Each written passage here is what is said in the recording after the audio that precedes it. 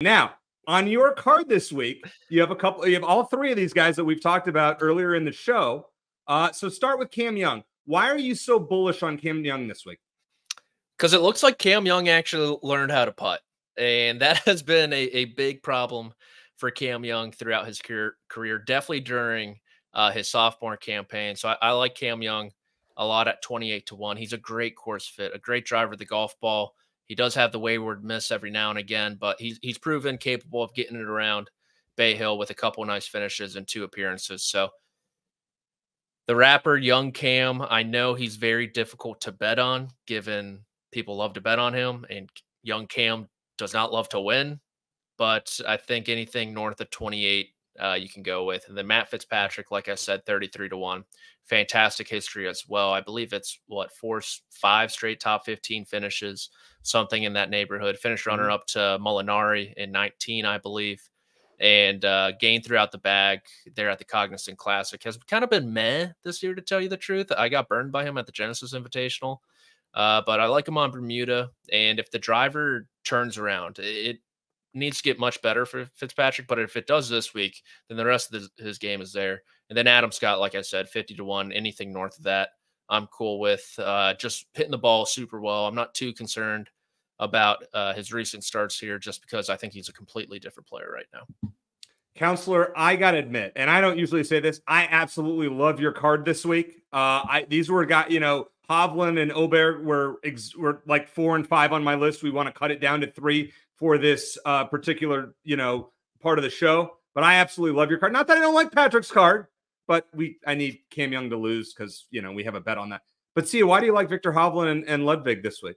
What I heard is that you don't like Patrick's card. Victor Hovland, I don't mind it. I don't hate it. Listen, I'll be quick here. And for the record, Patrick, I cashed in on Jake Knapp too, thanks to you. Not a play I gave out. I tailed you because you've been hotter than me, particularly in the outright market. Yeah. So let me give you credit. Listen, I don't want to go over Hovland, Aubert, and Zalatoris too much because I have been talking about them quite a bit. But I'll just remind everybody that Victor Hovland, again, superstar, just because the form has been just a little checkered. Again, ball striking last time out was actually quite good. Hovland can turn it on at any moment. We saw that last year. We've really seen that throughout his career. He's been 10th and 2nd here over his last 2 years. So listen, at plus 1,600, we're not getting a steal necessarily, but this is a very fair number, maybe a slightly depressed number because of the recent form. So I'll take Vic. Aubert, I want the short game and the ball striking to pair together. And if it does, he's going to win. There are so many tournaments where the ball striking is just kind of whatever when we're looking at the strokes game metrics. And then there are others where he really, really pops. And then he pairs that with the putter or with the short game, and he can win a tournament, even a tournament that starts with Scottie Scheffler and Rory McIlroy.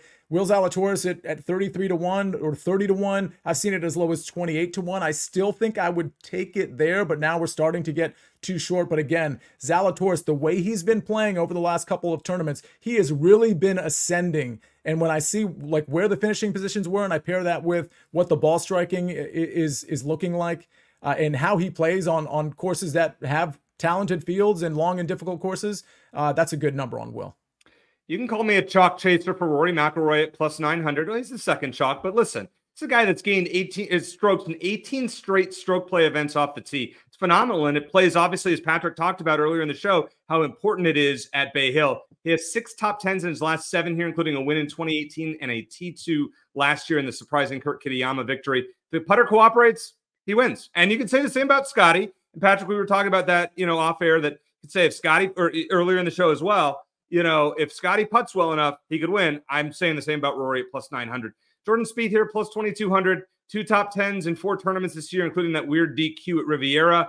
T4 both times here. He doesn't spray the driver. The short game is good enough to win for the first time since the RBC Heritage in 2022. Likes these coastal courses, it seems. Will Zalatoris, as Sia just talked about, it's the elite ball striking. It's real. And the putter's a lot better. He does that Adam Scott long putter thing, which maybe I need to try if my TaylorMade Spider doesn't work much longer. I'm going to try that long putter thing. I still don't know how that would work, but regardless, it's worked for Will Zalatoris because he's in the green when it comes to strokes gained putting.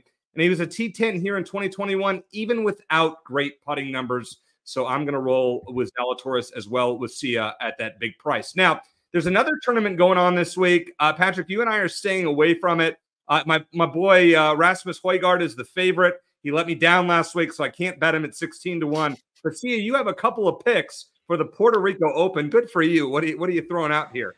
Yeah, I'll say this. I took Ben Silverman at 50-1. It's now down to 35-1. He's not necessarily the best course fit, but I just wanted to point that out, that he was on my card and then it went down 15 points, and I just didn't think it was worth it. If you can find Ben Silverman in that 50 range, I think it's good. Sam Stevens is kind of like, I don't want to say it's a throwaway. I don't believe in that one as much as I believe in Robert McIntyre. So if you're only going to pick one, Bobby Mack is the play, because Sam Stevens, while I do think he's good course fit and he can be really good off the tee, the form really hasn't been there. This is a much lesser field. We'll see what happens. I think 45-1 is at least a decent number to speculate on, but I think my favorite play, and I think this was like 45-1 1 or 2 days ago. If you can catch a 35 or something, that's great. Bobby Mack off the tee, that's going to be really important here, is really good. And if we saw what he did last time out, not at this tournament, his last tournament, which was last week, Bobby Mack was gaining kind of everywhere. So, I mean, if he's got his other parts of his game like in play here, and he's going to be smashing it off the tee and getting it out there long, which is going to be important here, then I think he is very live to win. So I really like Bobby Mack at 30-1.